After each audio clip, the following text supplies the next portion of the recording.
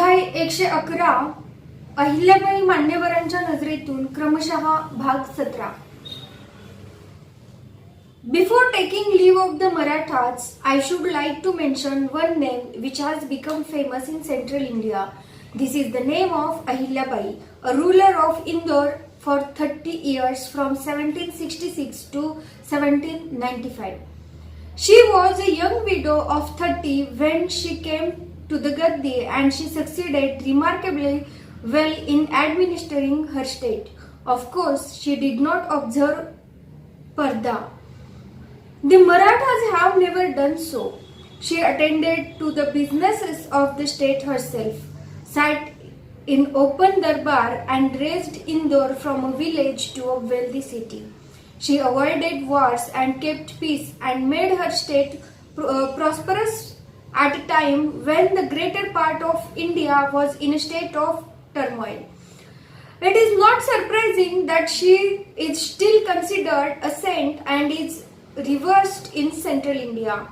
The region of Ahilyabai in central India lasted for 30 years. This has become almost legendary as a period during which perfect order and good government prevailed and the people prospered. She was a very able ruler and organizer, highly respected during her lifetime and considered as a saint by a grateful people after her death. Pandit Jawaharlal Nehru, and extract from Glimpses of World History.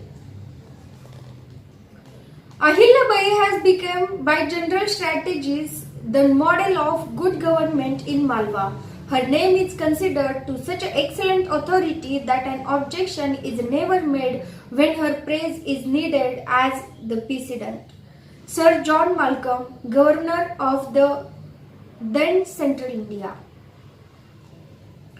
Ahilyabai was a great ruler of Indore. She encountered all within her realm to do her best. Merchants produced their finest clothes, trade flourished, the farmers were at peace, and oppression ceased. For each case that came to the queen's notice was dealt with severely.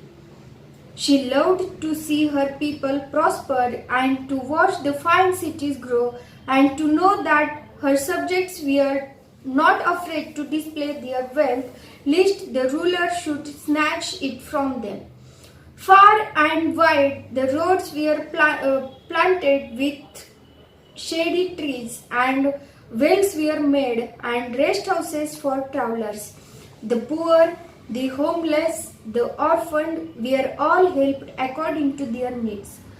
The Bhils, who had long been the torment of all caravans, were rooted from their mountains, fastnesses, and persuaded to settle down as honest farmers.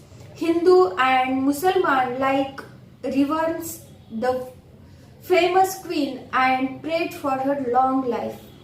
Her last great sorrow was when her daughter became a sati upon the death of Yashwantra. Ahilyabai was 70 years old when her long and splendid life closed. Indore long mourned its noble queen, happy and been her region, and her memory is cherished with deep reverence unto this day. Dr. Annie Besant, Children of the Motherland, page 290 to 291. There is none among contemporary rulers to equal to Devi Ahilyabai.